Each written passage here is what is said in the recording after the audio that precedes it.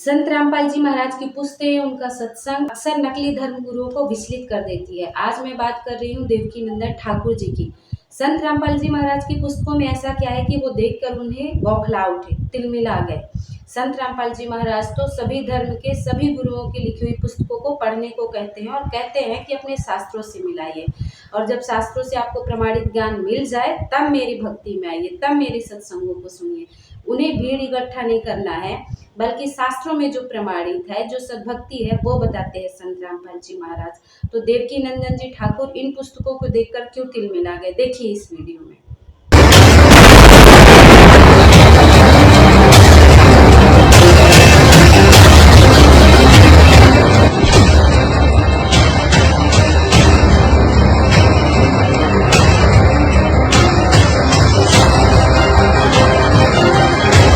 आपका नाम और क्वेश्चन। मेरा नाम साक्षी सिंह है। मेरा क्वेश्चन ये है कि सच्चे गुरु की पहचान क्या होती है? ये खतरनाक क्वेश्चन पूछ लिया। सच्चे गुरु की पहचान है जो गुरु हमें भगवान के तरफ ले जाए, जो गुरु हमें भगवान के चरणों से प्रीति कराए।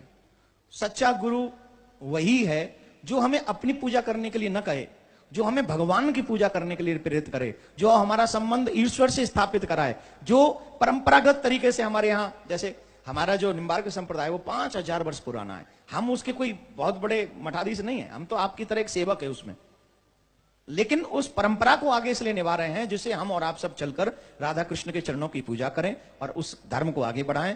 तो गुरु वही है सच्चा।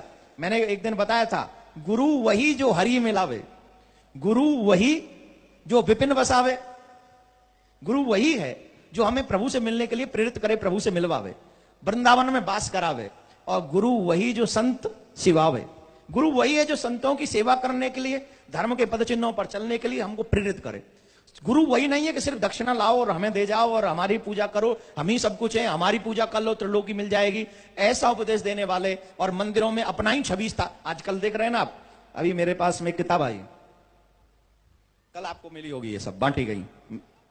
अब इसमें पर्चा मेरे नाम से है, लेकिन पर्चा ही नहीं है, ये पूरी बुक वो छाप रहे गीता के नाम से। मैं उसका नाम नहीं लूंगा, उन महानुभावों का नाम इसलिए नहीं लूंगा क्योंकि वो उनका उद्देश्य सफल हो जाएगा। उनका उद्देश्य है पॉपुलर होना, नाम प्रचार करना। जो भी लोग बड़े लोग हैं, प्रचारित हैं, जो धर्म प्रचार करते हैं, उनके साथ अपना नाम जोड़कर हमारा भी नाम हो जाएगा, दुनिया हमें पहचान लेगी। तो मैं नाम नहीं लूंगा और ना इस बुक का नाम मैं आपको बताऊंगा कौन सी है, नहीं तो आप इसे पढ़ोगे। पढ़ना ही नहीं है, ऐसी चीजें तो पढ़नी नहीं है जो धर्म विरोधी हो। ये धर्म विरोधी है। चारों शंकराचार्य, चारों मठों के शंकराचार्य को झूठा कहा गया है इसमें। श्रेष्ठ के सभी जितने भी संत हैं, सभी संतों का नाम है कि सब झूठे हैं। मैं चाहूंगा कैमरामैन से दिखाएं नहीं ढंग से, और जिसे डाउट हो पर्सनल मेरे पास आना, मैं दिखाऊंगा आपको। मैं नहीं चाहता हूं इस बुक का नाम हो, कभी नहीं चाहूंगा। इसमें नाम लिखा, सब नाम है, चारों शंकराचार्यों के नाम है, जितने भी श्रेष्ठ संत हैं सबके नाम है, सबका नाम लिखकर इसमें कहा गया है। सब झूठ बोलते हैं, गीता झूठ बोलती है। गीता कृष्ण ने नहीं कही, गीता तो किसी और ने कही थी, और अभी वो एक श्लोक बोलते हैं गीता में से ही, वो मैं बाद में समझूंगा। महाराज जी, तत्वदर्शी संत की क्या पहचान है, कृपया प्रमाण सहित बताइए।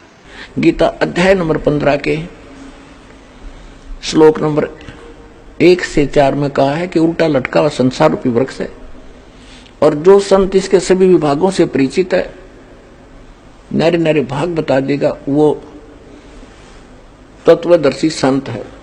ये देखिएगा, एक बार ये उल्टा लटका हुआ संसार रूपी वृक्ष देख लें। ये है गीता अध्याय नंबर 15 के श्लोक 1 से 4 और 16-17 का सारांश। ऊर्ध्व मूलम अधः शाखम, ऊपर को मूल वाला ऊर्ध्व मूलम और नीचे को शाखा वाला, ये उल्टा लटका हुआ संसार रूपी वृक्ष है। ऊर्ध्व मूलम देखिएगा, ऊर्ध्व मूलम गीता अध्याय नंबर 15 का 15 अध्याय, प्रथम मंत्र। ऊर्ध्व मूलम अधः शाखम अश्वत्थम प्राहु अव्यम छंदासी यस्य प्रणानी ये तम वेद स वेदवित। इनका अनुवाद पढ़िए। आदि पुरुष परमेश्वर रूप मूल वाले, यानी आदि पुरुष परमेश्वर पूर्ण परमात्मा तो समझो इसकी जड़ है, आदि मूल रूप परमेश्वर, रूप मूल वाले आदि। ये पूर्ण परमात्मा तो समझो परम अक्षर ब्रह्म है, ये परम अक्षर ब्रह्म है। ये बताते आदि पुरुष परमेश्वर रूपी मूल वाले अधः शाखम, यहां गलत कर दिया इन्होंने, अधः माने इन्होंने कर दिया ब्रह्मा मुख्य, ब्रह्मा रूप मुख्य शाखा वाले नहीं। अब देखो इसमें दूसरे मंत्र में अधः 2 बार है, अधः अधः, अधः च ऊर्ध्वम, ऊर्ध्व माने ऊपर, अधः माने नीचे। यहां देखना इन्होंने इन्हीं का अनुवाद है, अधः माने नीचे, अधः माने नीचे। तो यहां जहां ये इनकी बुद्धि स्लिप कर गई, अज्ञानियों की अड़ंगा कर दिया, ब्रह्मा को मुख्य रूप बना दिया, मुख्य। ऊर्ध्व मूलम अधः शाखम, ऊपर को जड़ नीचे को शाखा वाला, इसका सीधा सार्थ बनता है। ये संसार रूपी पीपल के वृक्ष को अविनाशी कहते हैं। वेद जिसके पत्ते कहे गए हैं, वेद जिसके पत्ते कहे गए हैं, और उस संसार रूप वृक्ष को जो पुरुष, जो व्यक्ति मूल सहित यानी जड़ से लेकर पत्तों तक तत्व से जानता है, सह वेदवित, वह वेद के तात्पर्य को जानने वाला है, अर्थात वो तत्वदर्शी संत है। अब ये देखिएगा, अब क्या इससे सिद्ध हुआ कि जो ऊपर को जड़ और नीचे को तीनों शाखा वाला पीपल का, संसार रूपी पीपल के वृक्ष को सभी विभागों सहित जानता है, छंदासी, छंद माने टुकड़े, उसके सारे विभागों को जानता है। स वेदवित, परमात्मा 600 वर्ष पहले आए थे, तत्व ज्ञान वो स्वयं बताया करते हैं, सच्चिदानंद ब्रह्म की वाणी कहलाती है वो, उसको सूक्ष्म वेद और तत्व ज्ञान भी कहा जाता है।